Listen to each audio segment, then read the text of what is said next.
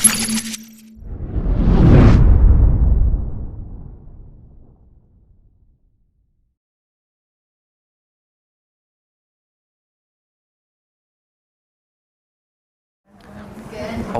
minasyaitonirrajim.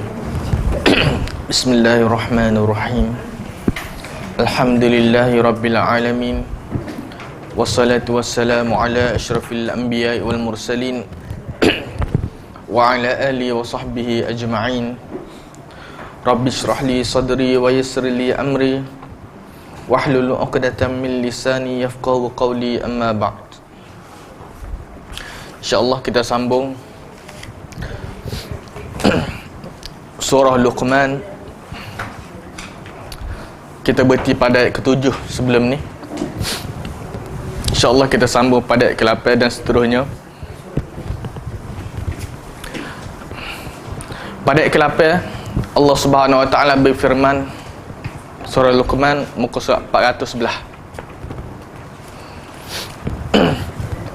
Allah Ta'ala berfirman, innal ladzina amanu wa 'amilus solihat lahum jannatun na'im khalidina fiha wa'dallahi haqqan wa huwal azizul hakim.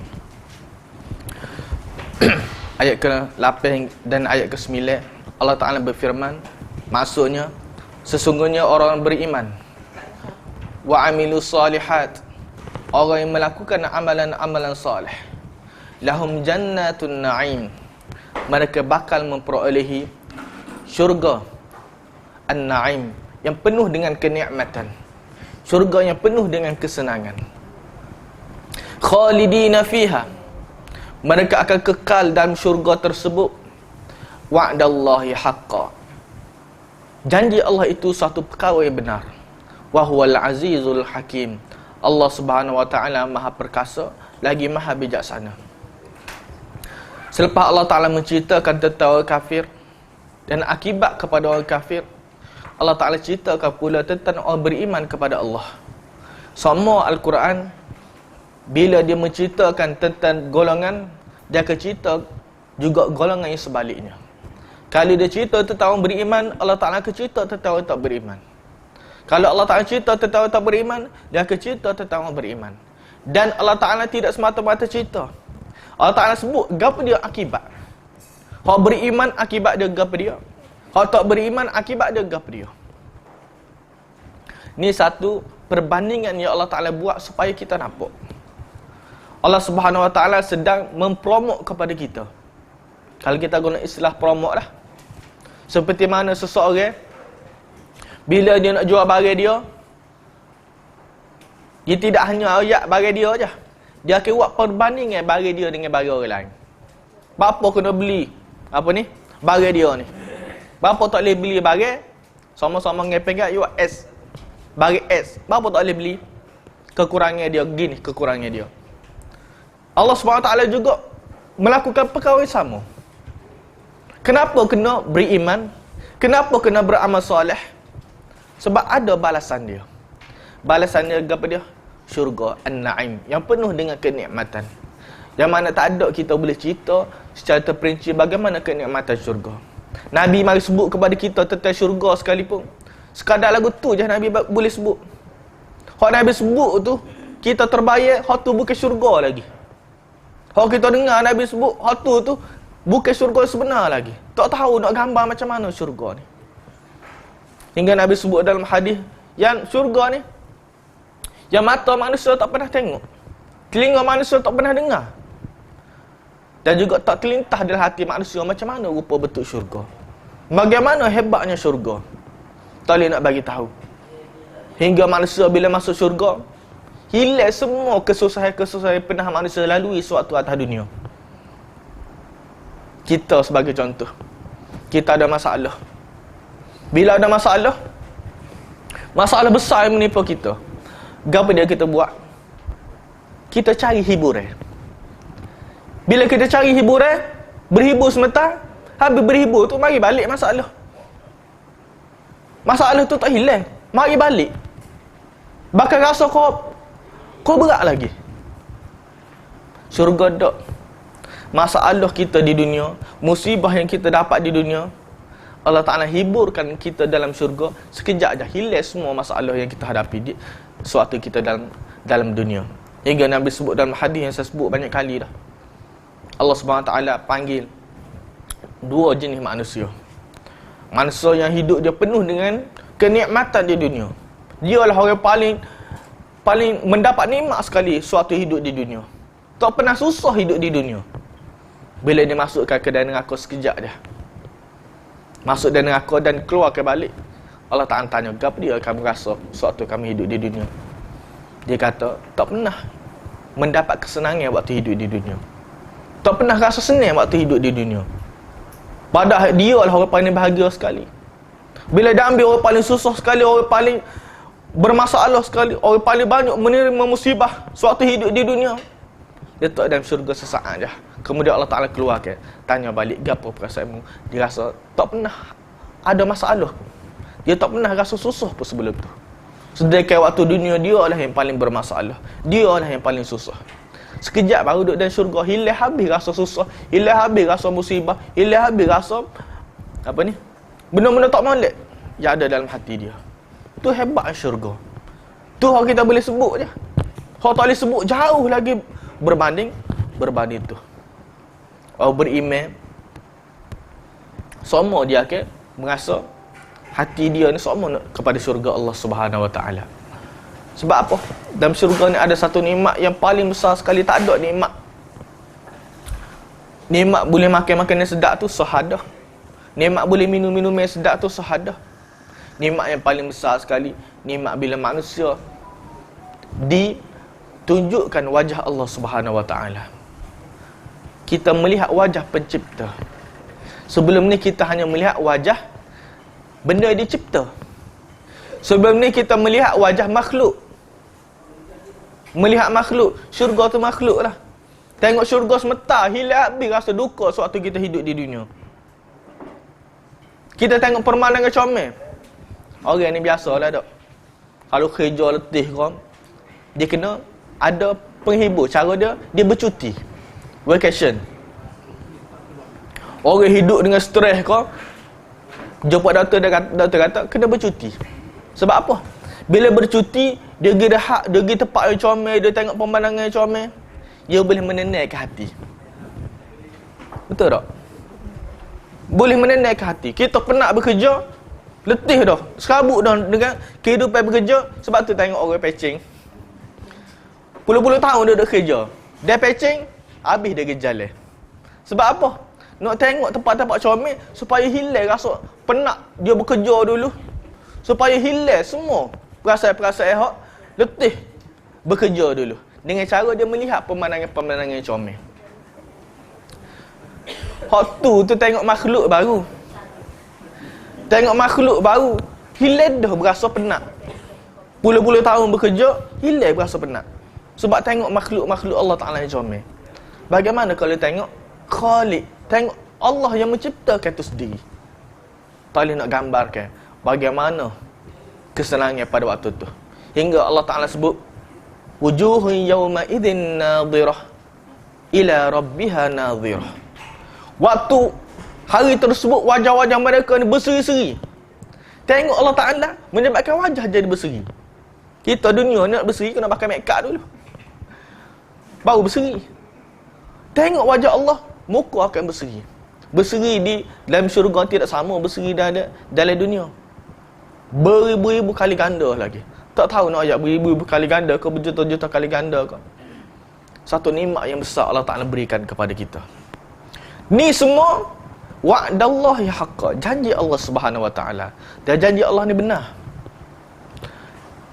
Janji ni dia ada dua benda. Janji ni dua perkara. Janji ni, apa kita tak percaya kepada orang bila dia janji dengan kita? Orang janji dengan kita, tapi kita tak boleh percaya janji dia. Atau kita boleh percaya janji dia. Sebab apa? Sebab dua perkara je. Yang pertama, kita tak boleh percaya dia sebab dia nipu. Dia mampu nak buat janji kita, yang dia janji kepada kita. Dia janji nak bagi rumah banglo sebutir, dia mampu dia nak bagi, tapi dia nipu, dia tak bagi. Al-kadhib. Yang kedua, orang berjanji kita tak percaya terhadap janji dia, dia tak nipu, dia tu baik, dia jujur. Memang betul dia ayat dia nak bagi. Tapi ada satu sifat lagi pada dia, al-ajzu. Sifat lemah. Memang dia nak bagi kalau dia ada, tapi dia tak ada. Allah SWT Maha suci daripada dua sifat ni. Allah Ta'ala tidak berdusta dan Allah Ta'ala tidak ada sifat lemah untuk menunaikan janji dia. Kalau manusia ni dia janji dengan kita, sedangkan manusia tak boleh lari daripada dua perkara ni. Sama ada dia nipu atau dia ada sifat lemah nak menunaikan janji tadi. Janji macam-macam lah. Gotulah janji gua ni lah. Tapi bila sampai masa, tak boleh nak tunaikan janji. Sebab bulan dah bitai pun janji. Padahal dia tu awal pun tak pernah setuh. Tak. Kapal terbang tu dia naik. Tiba-tiba janjikan bulan dah bitai. Sebagai contoh. Manusia boleh janji bulan dah bitai. Masa gawe tu kat janji. Memang betul. Dia tu tak nipu. Tapi dia boleh buat aku. Dia tak boleh buat. Sifat nipu tu memang tak ada pada dia. Tapi sifat al-ajzu, sifat lemah tu ada pada dia. Yang menyebabkan dia tak boleh tunaikan janji. Ada orang yang tak boleh tunaikan janji sebab dia bukan ada sifat lemah. Dia mampu nak tunai. Tapi sebab al-kadzib, sebab dia nipu. Ada sifat penipu. Allah Ta'ala Maha suci daripada kedua-dua sifat ni. Allah Ta'ala bila dia janji, dia mampu tunaikan janji.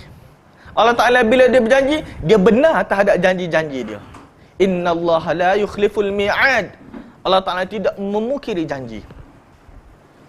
Kalau orang janji kepada kita, sokong saya akan bagi sekian-sekian, tak mudah kita sokong dia tak. Apa Allah Ta'ala janji kita tak saya buat. Sedangkan janji Allah Ta'ala ni lebih besar lagi, lebih tepat lagi. Tak ada janji yang dijanjikan oleh manusia melebihi janji Allah Subhanahu Wa Ta'ala. Kita boleh percaya pula kepada manusia bila dia berjanji. Bila Allah Ta'ala berjanji, kita tak boleh percaya. Kita tak percaya. Dari sudut hati, dari sudut akidah kita percaya janji Allah Ta'ala boleh buat. Tapi dari sudut pelaksanaan kita, supaya kita tak percaya je dengan janji-janji Allah Subhanahu Wa Ta'ala. Wa huwal azizul hakim. Allah Ta'ala Maha perkasa. Al-Aziz, Maha perkasa. Tidak ada tolak bandingnya Allah Subhanahu Wa Ta'ala. Masuk Al-Aziz. Tak ada boleh lawan Allah Subhanahu Wa Ta'ala. Al-Aziz tak ada boleh challenge Allah Subhanahu Wa Ta'ala. Maha perkasa. Al-Hakim, Maha bijaksana. Bukan setakat kuat, bijak pula. Orang ni kadang-kadang kuat dah tubuh badan, sadar dah tapi bodoh. Tak. Manusia lah. Kadang-kadang bijak dah. Otak tu tak bijak, tapi tubuh badan lemah. Bijak dah, ada idea dah.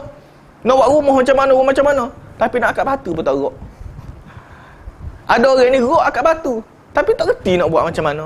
Contoh, Allah Ta'ala ni, dia Al-Aziz, Maha perkasa. Apa saja dia nak buat, dia boleh buat. Al-Hakim, dia bijaksana pula.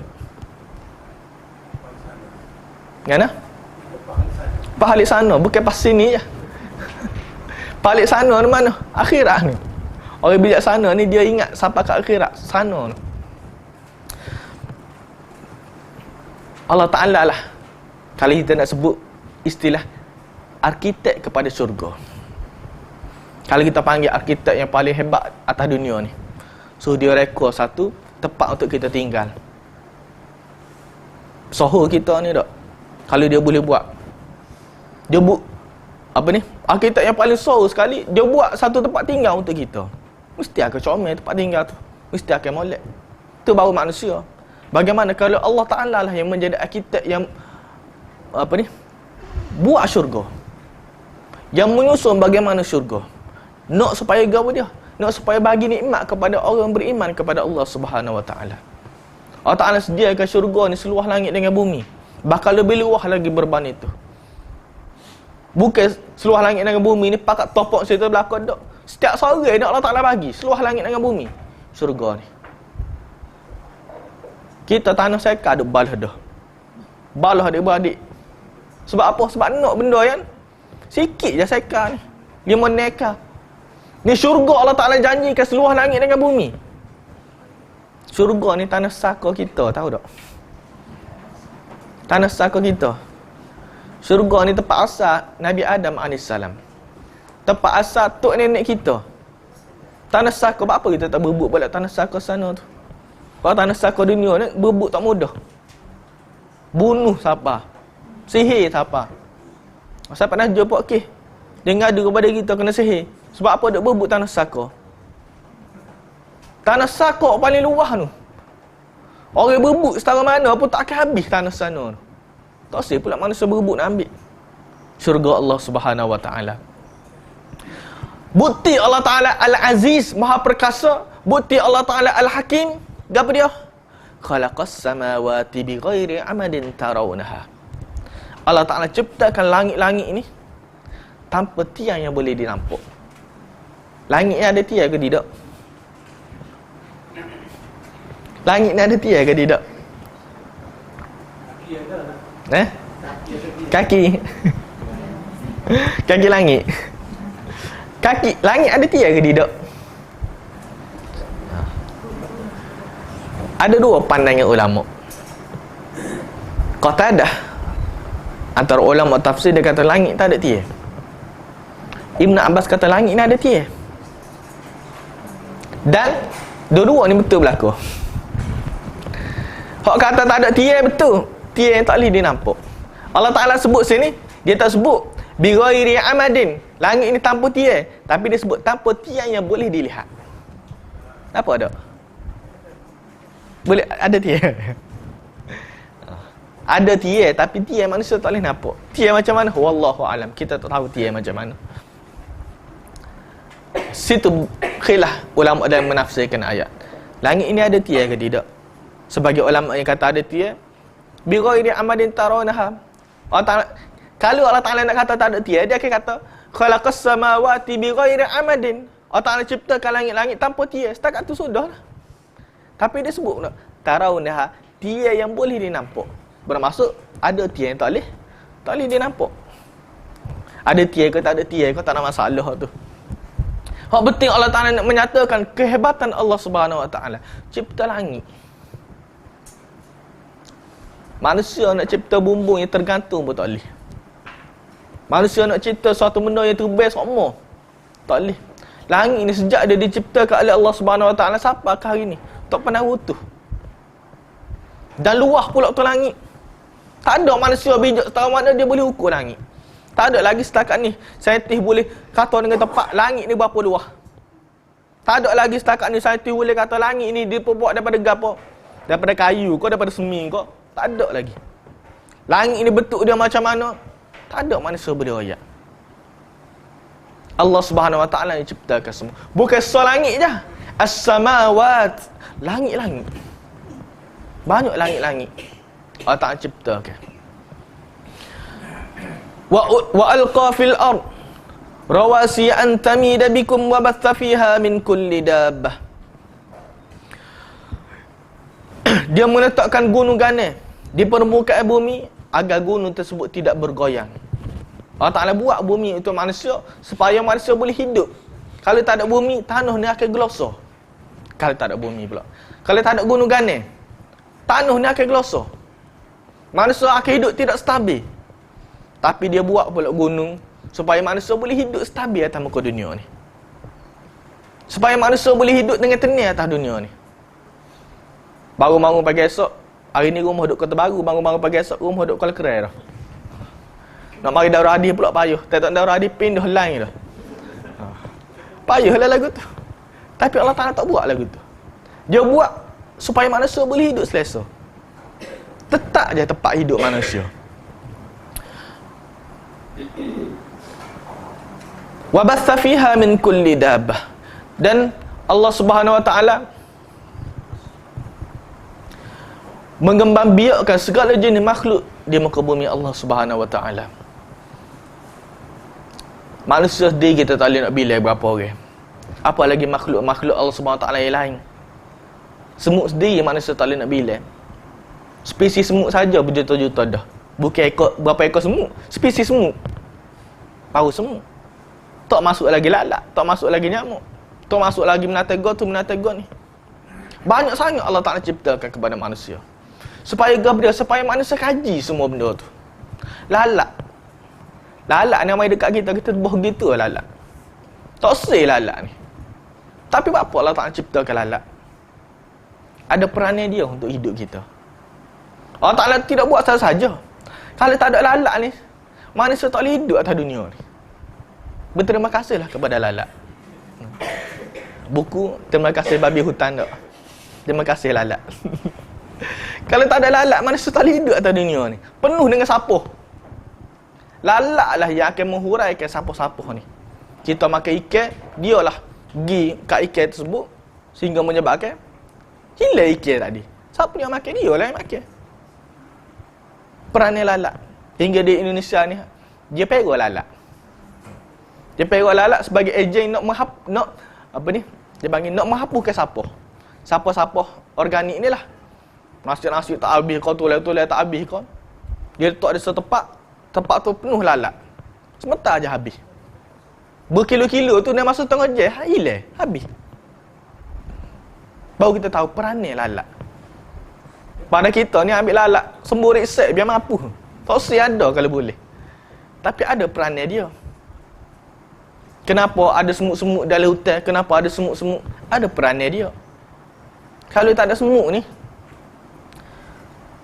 pokok-pokok, daun-daun yang jatuh atas muka bumi ni, tak ada siapa nak makan. Habis. Semut lah yang ambil. Semut, kayu kan? Anak-anak, perannya dia belakang tu.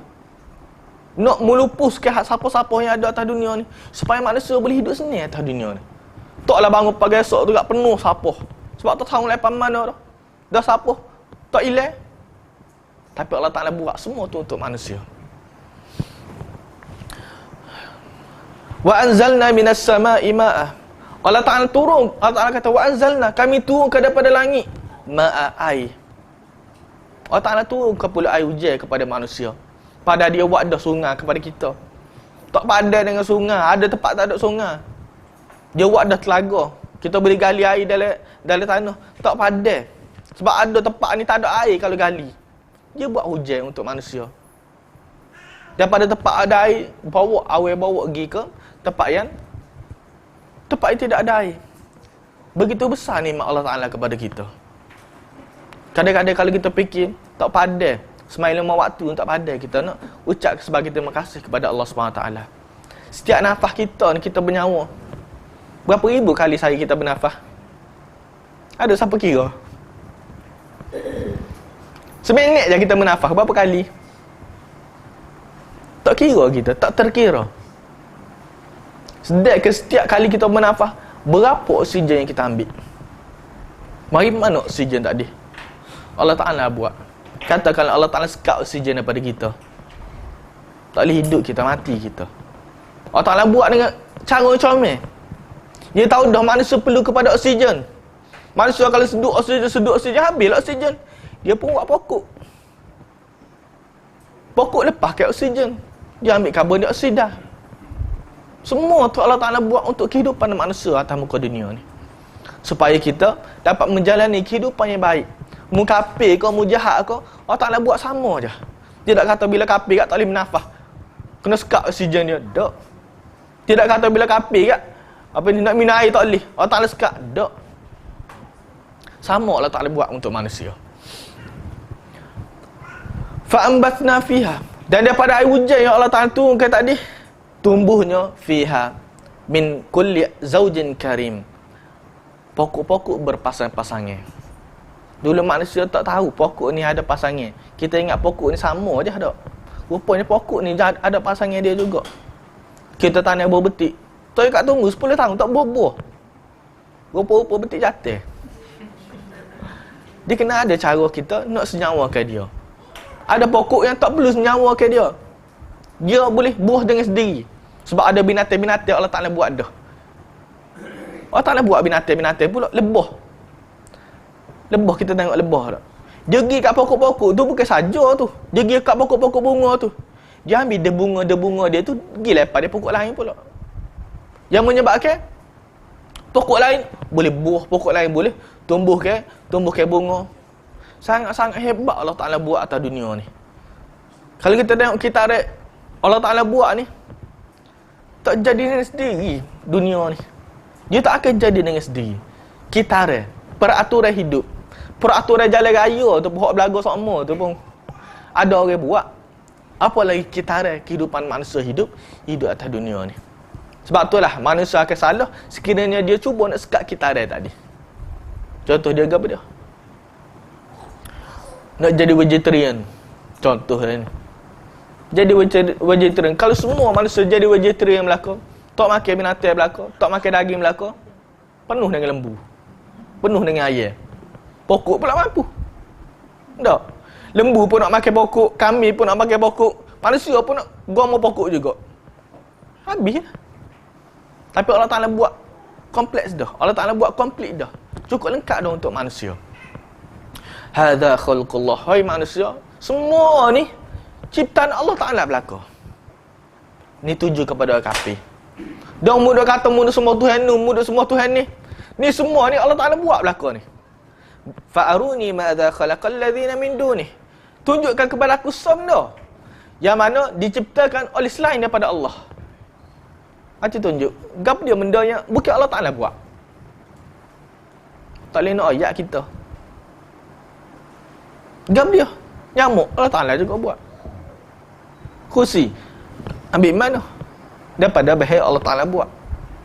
Tak ada, kita sangat-sangat bergantung kepada Allah Subhanahu Wa Ta'ala. Kita sangat-sangat memerlukan kepada Allah Subhanahu Wa Ta'ala. Balidh zalimuna fi dhalalin mubin. Bahkan orang yang zalim berada dalam kesesatan yang nyata. Kita kena tahu dalam Quran ni bila Allah Ta'ala sebut zalim, dia ada dua maksud. Zalim dengan maksud kufur, syirik. Zalim dengan maksud menganiayai, kita panggil itulah jawab jahat, tapi tak sampai peringkat kufur. Semua kufur, semua syirik adalah zalim. Tapi tidak semua zalim adalah kufur dan syirik. Kita belajar mantik. Faham tak? Semua kufur, semua syirik adalah zulmun, kezaliman. Tapi tidak semua kezaliman adalah kufur dan syirik. Bila orang melakukan kekufuran, bila dia melakukan kesyirikan, dia telah menzalimi diri dia. Zalim macam mana? Sepatut diri dia masuk syurga, tapi dia masukkan diri dia ke dalam neraka. Sepatutnya diri dia mendapat rahmat Allah, tapi dia menyebabkan diri dia mendapat laknat Allah. Dia zalim terhadap diri dia. Quran bila sebut zalim, dia ada dua maksud tu. Sama ada zalim bermaksud kufur dan syirik, dan zalim bermaksud menganiayai orang lain, tapi tidak sampai kufur dan syirik. Balidh zalimun, bahkan orang zalim, zalim sini masuk orang kafir, orang musyrik. Fi dhalalim mubin, berada dalam kesesatan yang nyata. Sebab apa? Jelas sangat muda semua berhala. Jelas sangat berhala tak boleh bagi gapo kepadamu. Saya buat perumpamaan sama. Ketika Nabi Ibrahim AS, dia penghancurkan berhala-berhala. Dia tinggal seekor aja berhala. Kau besar sekali. Kalau kita fikir apa Nabi Ibrahim tinggal berhala besar sekali? Penghancur lah. Penghancur belaka. Nabi Ibrahim nak suruh pengikut-pengikut dia memikir. Bila dia sapa, pengikut-pengikut dia balik daripada perayaan, sampai di tempat Nabi, di tempat kuih dia tu, dia tengok berhala paling besar sekali, hok tak acur. Berhala lain semua acur belaka. Gapo dia kata? Dia tanya saing dia, apa ni? Gapo terjadi kepada Tuhan-Tuhan kita ni? Bodoh dia nampak tak? Sepatut dia tanya Tuhan dia tu lah. Tuhan dia duduk situ. Mesti Tuhan dia nampak gapo terjadi. Mesti Tuhan dia tahu gapo dia terjadi. Tapi dia tak tanya Tuhan dia. Sebab dia tahu kalau tanya tak boleh jawab juga. Sebab dia tahu kalau tanya pun tak tahu juga. Muka tak boleh melihat. Mata Tuhan dia yang hok lukis tu kan. Telinga Tuhan dia hok je buat tu kan. Nak menggambarkan orang-orang yang az-zalimun sini ni, orang-orang syirik, orang yang mengambil Tuhan lain selain Allah, mereka betul-betul dalam kesesatan. Soalan mereka tak boleh memikir langsung. Kalau tanya siapa, sebab tu Allah Ta'ala sebut semua, kalau tanya siapa yang ciptakan langit, siapa cipta bumi, semua kaya Allah SWT. Paham dia hak Tuhanmu cipta, Tuhanmu hak muda sembah tu cipta. Tak boleh nak ayat. Tak boleh nak ayat gap dia hak Tuhan dia cipta. Paham semua hak gap dia. Tuhan yang ciptakan untukmu semua benda ni, langit Tuhan cipta, air Tuhan cipta untukmu. Ni mu tak sembah pula, mu syirikkan pula kepada dia. Walaqad ataina Luqman. Barulah masuk tentang cerita Luqman. Bila nak suruh kita ni ada dua perkara sini. Nak suruh kita ni ada rasa syukur kepada Allah.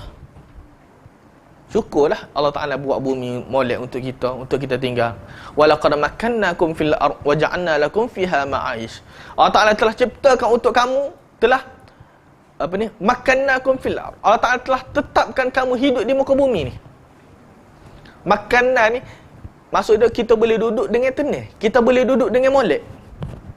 Asalnya manusia berhidup dengan molek. Waja'alna lakum fiha ma'aish. Kami jadikan di muka bumi ni, bukan setakat Allah Ta'ala letak kita muka bumi je. Dia jadikan pula sumber-sumber kehidupan.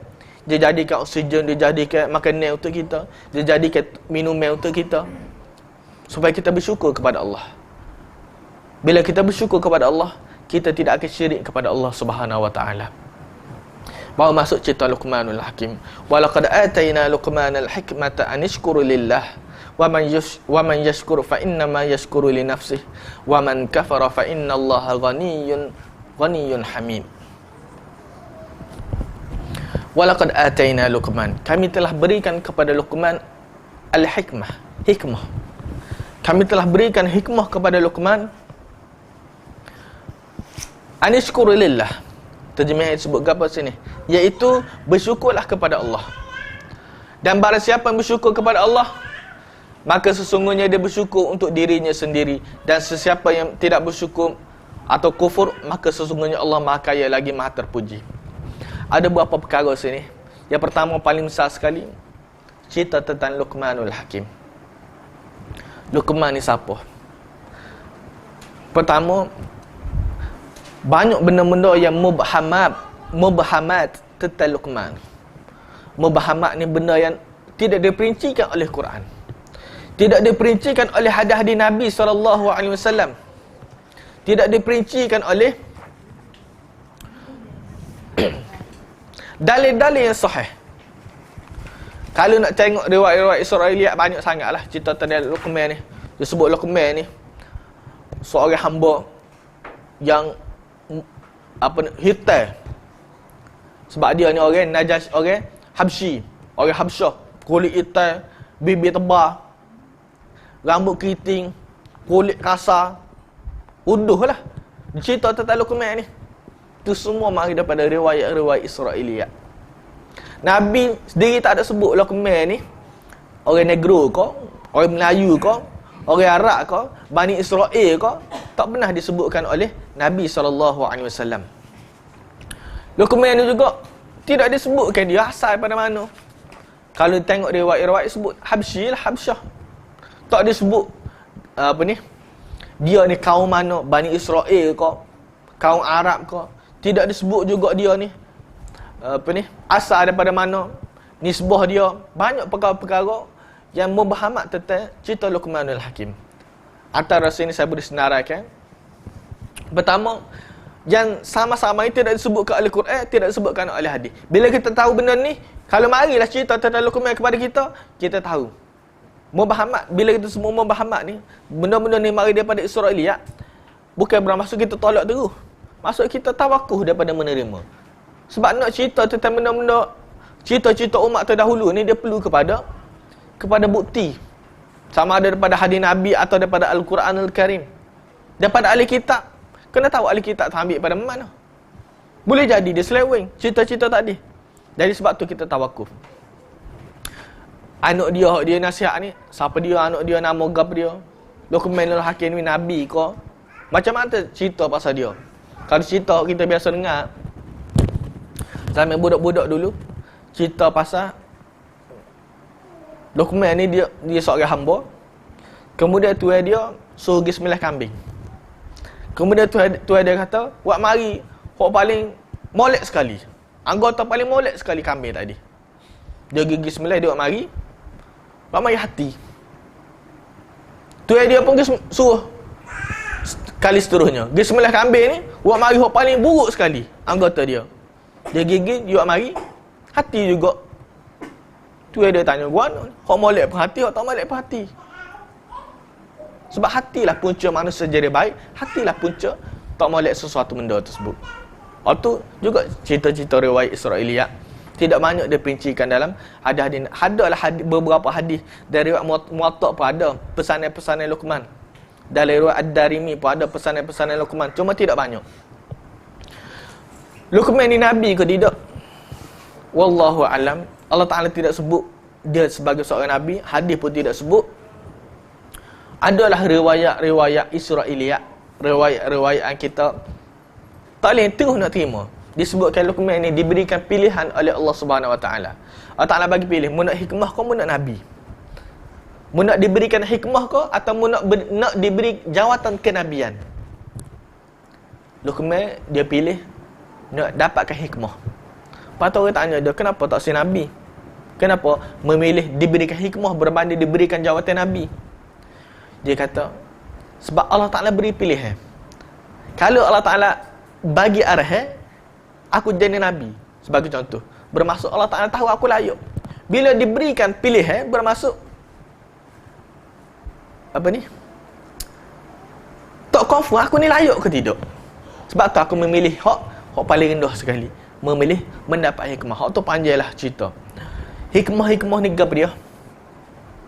Hikmah ni satu benda yang diberikan oleh Allah Subhanahu Wa Taala. Satu kebijaksanaan yang diberikan oleh Allah Subhanahu Wa Taala. Tu kita kena letak dulu. Hikmah ni satu benda kurniaan daripada Allah Subhanahu Wa Taala. Fadlun min Allah. Satu kurniaan daripada Allah Subhanahu Wa Taala. Bahasa Melayu sama dia sebut hukamat tak? Hukamat bahasa Melayu sebut. Kalau seorang dia panggil hakim pun, seorang yang bijaksana. Kalau ramai dia panggil hukamat. Bila kita sebut hukamat, bermaksud orang yang bijaksana. Orang yang ada hikmah. Hikmah ni Allah Ta'ala bagi. Dan bila Allah Ta'ala bagi, Allah Ta'ala hanya bagi kepada dua golongan saja hikmah ni. Kepada para nabi, Allah Ta'ala bagi kepada orang yang soleh. Sebab tu tak boleh kita sebut orang kafir sebagai hukamat. Biasanya pakaian hukamat ni, ahli-ahli hikmah kita sebut, diberikan gelar kepada ahli-ahli falsafah. Plato ke nama dia? Pluto tak? Pluto the planet. Plato, siapa lagi? Aristotle, kita sebut mereka ni ahli-ahli hikmah. Sebenarnya tak boleh sebut mereka tu ahli hikmah. Kalaulah kita pasti mereka tu beriman, tak apa kita sebut. Hikmah ni syarat dia kena beriman kepada Allah Subhanahu Wa Taala. Kalau kita tengok di ayat Al-Quran semua Allah Taala sebut, bila sebut tentang hikmah ni, suatu pengetahuan yang diberikan oleh Allah kepada orang beriman, sama ada dia tu nabi atau dia tu orang soleh. Kalau dia tu kafir, Allah Taala tak akan bagi hikmah. Tiba-tiba kita kata mereka ni ahli hikmah. Tiba-tiba kita kata mereka ni hukamat. Semata-mata kerana mereka bijak dari sudut keduniaan. Semata-mata kerana mereka bijak dari sudut berfikir. Hikmah ni, syarat pertama dia kena beriman kepada Allah Subhanahu Wa Taala. Kalau kita tengok banyaklah ayat-ayat Al-Quran Allah Taala sebut. Antaranya Allah Taala sebut, wa anzalallahu 'alaikal kitaba wal hikmah wa 'allamaka ma lam takun ta'lam. Allah Ta'ala ajar kepada Nabi, wa anzalallahu, Allah Ta'ala turunkan kepada kamu wahai Muhammad al-kitab, Quran, wal hikmah, dan juga hikmah, satu ilmu, wa 'allamaka, dan Allah Ta'ala yang ajarkan kepada kamu ma lam takun ta'lam, yang benda kamu tak tahu sebelum tu. Allah Ta'ala ajar kepada kamu. Bermaksud hikmah ni Allah Ta'ala bagi. Wa ataina Luqmanal hikmah, kami berikan kepada Luqman hikmah. Wa anzalallahu 'alaikal kitaba wal hikmah, Allah Ta'ala turunkan kepada kamu wahai Muhammad kitab dan hikmah. Wa yu'allimuhul kitaba wal hikmah, dan diajarkan kepada dia, kepada Nabi Musa AS, kitab wal hikmah. Kepada Nabi SAW, al-kitab wal hikmah. Banyak ayat-ayat lain Allah SWT sebut hikmah ni mari daripada Allah Subhanahu Wa Taala. Jadi orang kafir, mereka tidak ada hikmah. Walaupun mereka dari sudut keduniaan mereka bijak, walaupun dari sudut keduniaan mereka lebih lagi berbanding orang lain, tapi kita tak boleh menyatakan mereka sebagai ahli hikmah. Sebab itu adalah pemberian daripada Allah Subhanahu Wa Taala. Dan hikmah ni Allah Taala beri kepada Nabi kita sallallahu alaihi wasallam. Dan hikmah ni diajak oleh Nabi kepada para sahabat. Nak hikmah macam mana? Kita belajarlah Al-Quran, kita belajarlah hadis-hadis Nabi sallallahu alaihi wasallam. Situ letaknya hikmah. Allah Taala sebut,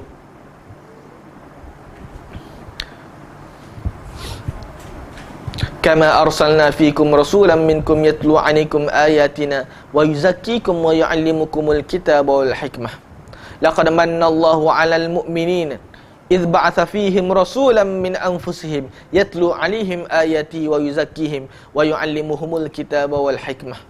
Allah Ta'ala sebut tentang ciri-ciri Nabi sallallahu alaihi wasallam. Laqad manna Allahu 'alal mu'minin. Allah Ta'ala telah berikan nikmat kepada orang beriman. Nikmat kepada dia, idh ba'atha fihim rasula, ketika Allah Ta'ala mengutuskan kepada mereka rasul min anfusihim, daripada kalangan diri-diri mereka sendiri, yatlu alaihim, yang mana tugas Nabi itu yatlu alaihim, membacakan kepada mereka ayatihi, ayat-ayat Allah Subhanahu Wa Ta'ala, wa yuzakkihim, dan memberikan tazkiyah, menyucikan jiwa mereka daripada syirik, daripada sifat-sifat mazmumah, wa yu'allimuhumul kitaba wal hikmah, dan Nabi ni ajarkan kitab dan hikmah kepada para sahabat. Kita nak tahu hikmah macam mana? Tengok Nabi, tengok Quran, tengok para sahabat. Sebab hikmah Quran tu adalah hikmah Quran. Allah Ta'ala sebut mula-mula lagi, tilka ayatul kitabil hakim, itulah kitab yang penuh dengan hikmah, hakim. Yang kedua, nak hikmah, belajar daripada Nabi SAW. Sebab kepada Nabi lah diturunkan juga Al-Kitab wal Hikmah. Nak hikmah juga, kita belajar daripada sahabat. Tengok bagaimana para sahabat. Sebab apa? Wa yu'allimuhumul kitab wal hikmah. Diajarkan kepada para sahabat kitab dan juga hikmah. Satu benda yang besar. Sebab itulah Quran, hadis Nabi, sahabat jangan pernah kita tinggal. Dalam apa-apa masalah, apa-apa saja masalah, cari Quran, cari hadis, cari para sahabat Nabi radhiyallahu alaihim. Kalau tak ada, carilah pandai-pandai ulama selepas tu, salafus salih selepas tu. Sebab pada mereka lah, pada tiga perkara ni lah, ia adanya hikmah. Nak jadi orang bijak, kena tiga perkara ni. Dan Nabi ni sebagai satu kurniaan, sebagai satu manna ni, apa ni?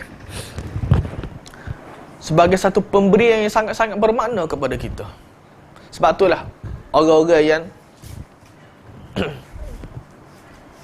mendakwa, banyaklah geng-geng hok mendakwa makrifah ni tak. Dia kata dia tu bijak. Dia kata mereka ahli hikmah. Sedangkan Quran mereka tak pakar. Quran sebut lain, dia faham lain. Hadis Nabi mereka tak pakar. Hak Nabi buat mereka tak buat pula. Apa ni? Hak sahabat-sahabat buat mereka tak pakar.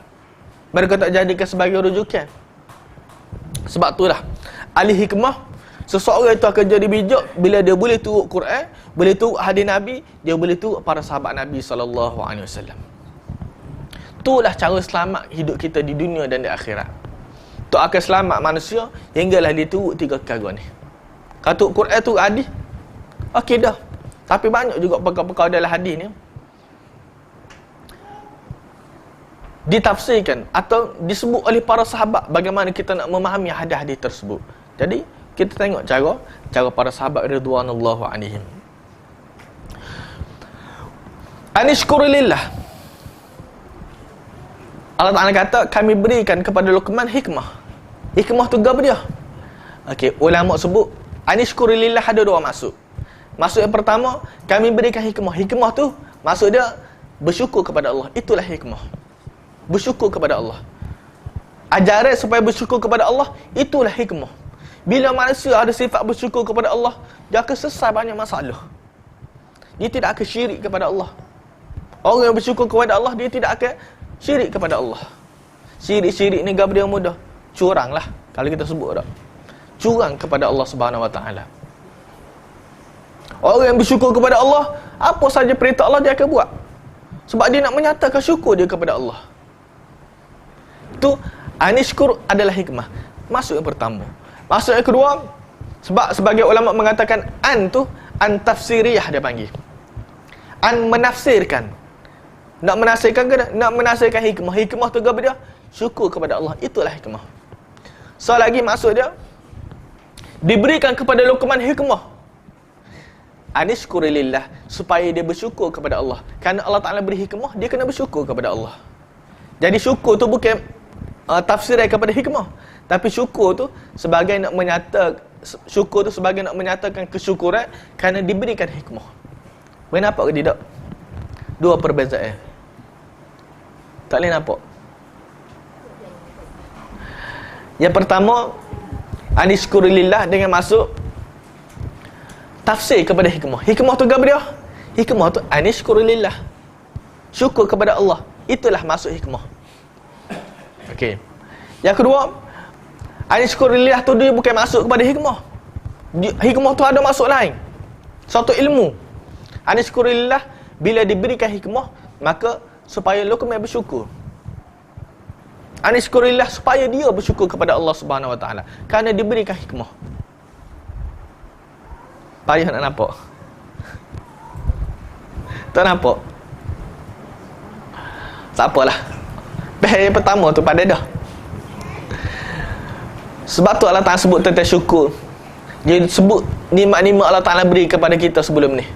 Ciptakan langit, ciptakan bumi, buat air kepada kita. Sampai Ibn Qayyim dia buat tulis satu kitab, dia perincikan binatang-binatang ni, lebah, nyamuk, lalat, yang kalau kita baca, apa Allah Ta'ala buat semua binatang-binatang ni, kita akan terdetik rasa syukur kita kepada Allah. Mujurlah Allah Ta'ala buat binatang ni, walaupun kita selama ni tak menghargai pun binatang-binatang tadi. Syukurlah Allah Ta'ala buat benda ni. Sebab apa? Ada faedah-faedah yang Allah Ta'ala buat. Wa man yashkuru lillah, siapa-siapa yang bersyukur kepada Allah, fa innama yashkuru li nafsi, maka dia sebenarnya bersyukur untuk diri dia sendiri. Sebab apa? Bila kita bersyukur, Allah Ta'ala bagi nikmat, tambahkan nikmat kepada kita. Bila kita bersyukur, Allah Ta'ala tidak bertambah kuasa. Kalau kita tak bersyukur, Allah Ta'ala tidak kurang kuasa. Syukur-syukur kita kepada Allah ni bukan manfaat dia boleh kepada Allah. Allah Ta'ala tidak perlu kepada manfaat makhluk-makhluk lain. Dia tak perlu kepada kita sembah dia. Tidak kata bila kita sembah jadi kau kuat Allah, Allah Ta'ala jadi kau besar kau, jadi kau agung kau. Tak. Hak perlu kepada syukur ni siapa dah? Diri kita tu sendiri. Dan syukur ni ada 3 perkara syukur. Yang pertama, dia panggil syukur bil qalbi. Syukur dengan hati kita. Syukur al-qalbi. Syukur dengan hati kita. Hati kita kena ada rasa syukur kepada Allah terhadap nikmat-nikmat Allah Ta'ala berikan kepada kita. Apa saja kecil ke besar ke nikmat, kita kena letakkan syukur kita kepada Allah. Allah Ta'ala sebut, wa ma bikum min ni'matin fa minallah. Apa saja nikmat yang kamu dapat, maka ia mari daripada Allah Subhanahu Wa Ta'ala. Kecil ke, orang bagi selipar je kepada kita. Ambil ustaz selipar ni, syukur selipar. Satu nikmat daripada Allah. Kita dapat, kita bersyukur kepada Allah Subhanahu Wa Ta'ala. Yang kedua, syukrul lisani. Syukur menggunakan lidah kita. Di samping hati kita kena Allah, ada terdetik rasa terima kasih kepada Allah, rasa syukur kepada Allah. Lisan kita juga kena ucapkan syukur kepada Allah. Alhamdulillah. Wa amma bi ni'mati rabbika fahaddits. Allah Ta'ala sebut nikmat-nikmat Allah Ta'ala bagi, fahaddits, ceritakanlah. Maksud sebut alhamdulillah. Bila orang sebut alhamdulillah tu, bila kita duduk dekat orang tiba-tiba sebut alhamdulillah, kita boleh tahu selalu apa dia? Dia dapat sesuatu kenikmatan. Dia dapat sesuatu pemberian daripada Allah Subhanahu Wa Ta'ala. Walaupun kecil benda tu, bersih apa, tapi kita sebut alhamdulillah. Sebab apa? Di sebalik bersih itu berapa perkara nikmat Allah Ta'ala beri kepada kita. Panjanglah kalau nak syarah tu pula. Yang ketiga, syukrul jawarih. Syukur dia sudah anggota tubuh luar dari kita. Hati kita kena bersyukur, lidah kita kena bersyukur, dan juga luar dari kita kena bersyukur. Allah Ta'ala sebut, i'malu ala Dawud syukra. I'malu ala Dawud, wahai ahli keluarga Daud, beramallah, buatlah amal ibadat. syukra, sebagai tanda syukur kepada Allah Subhanahu wa taala. Kita kena kita kena tunjukkan, bukan setakat hati kita je bersyukur, bukan setakat lidah kita je bersyukur. Luar kita juga kita kena tunjukkan kita bersyukur kepada Allah Subhanahu wa taala. Sebab itulah pada ayat-ayat selepas tu barulah Luqmanul Hakim bagi nasihat kepada anak dia. Bila ada rasa syukur kita kepada Allah Subhanahu wa taala, dia akan mudah kita nak bagi apa-apa saja kepada orang. Bila orang ni seseorang itu terhutang budi dengan seseorang, maka mudahlah kita nak minta. Orang terhutang budi dengan kita sebagai contoh, mudah kalau kita nak minta sesuatu kepada dia. Begitu juga kita kepada Allah. Bila kita rasa kita terhutang budi kepada Allah, hingga kita kena bersyukur, hingga kita kena berterima kasih kepada Allah, bila Allah Ta'ala mari arah kepada kita, kita akan berasa mudah arah tersebut. Orang mari suruh kita jangan syirik kau, orang mari suruh kita bersedekah kau, kita akan berasa mudah dengan arahan Allah Subhanahu wa taala. Habis ayat pertama. Wa man kafar, dan siapa-siapa yang kufur, fa innallaha ghaniyyun hamid. Allah Ta'ala Maha Kaya, Maha Terpuji. Mu kufur kau, Allah Ta'ala tak kaya. Tidak kata mu kufur kat kau kurang kekayaan Allah. Tak. Tidak kata kamu kufur kat hamid, kemuliaan Allah Ta'ala kau kurang. Tak. Allah Ta'ala tetap dia Maha Kaya. Mu beriman ke, mu tak beriman ke, Allah Ta'ala tetap ghaniyyun hamid. Allah Ta'ala sebut walaqad ataina Luqmanal hikmah. Allah Ta'ala berikan kepada Luqman hikmah, kebijaksanaan mari daripada Allah Subhanahu wa taala. Bila mari daripada Allah Subhanahu wa taala, kita kena letak yakin tu anugerah daripada Allah Ta'ala. Dan ilmu ni mari daripada Allah Ta'ala, dia bukan sebab kepandaian kita. Berapa ramai saja orang pandai pandai ngaji bijak, tapi Allah Ta'ala tidak berikan ilmu kepada dia. Berapa ramai orang yang tidak pandai, tapi dia usaha, Allah Ta'ala berikan ilmu kepada dia. Ilmu ni mari daripada Allah Subhanahu Wa Ta'ala. Sebab itulah usaha-usaha kita juga, kita kena usaha. Bila kita letak keyakinan ilmu sebagai satu nikmat, dan nikmat mari daripada Allah Subhanahu Wa Ta'ala, dia akan hilang segala sifat-sifat sombong yang ada dalam diri kita.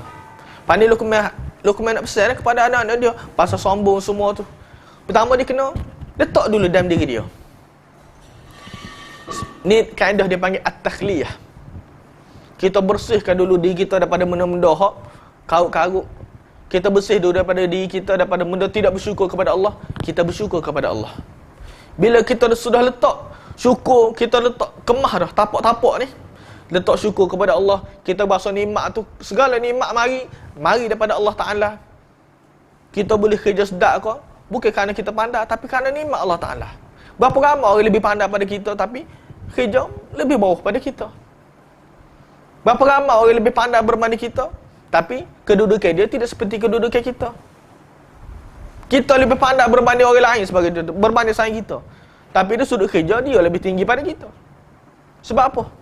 Sebab semua tu mari daripada Allah Subhanahu Wa Ta'ala.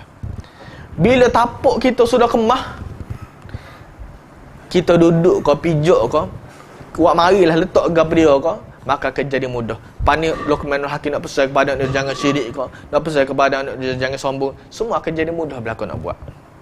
Tapi kalau tak ada perkara tadi, tak ada sifat syukur kepada Allah, pesanlah gap dia tak akan mari. Dia berasa agah, dia berasa semua benda ni jadi kerana kemampuan dia. Dia kaya ni kerana dia usaha semata-mata. Dia pandai ni kerana dia ngaji, tak tidur malam ngaji, maka dia jadi pandai. Payah kita nak nasihat dia lepas tu, nak sebut jangan syirik kepada Allah, akan jadi payah. Sebab sudah ada proses sombong dalam diri dia. Bila sombong terhadap Allah SWT, tak akan masuk. Seperti mana Fir'aun sombong terhadap Allah SWT. Kita berhenti setakat tu dulu. Sudah molek 10.30. Aku liqauli hadza wa astaghfirullahal azim li wa lakum. Wassalamualaikum warahmatullahi wabarakatuh. InsyaAllah kita sambung tayang lain lah bila tayang Ustaz Jah tak ada.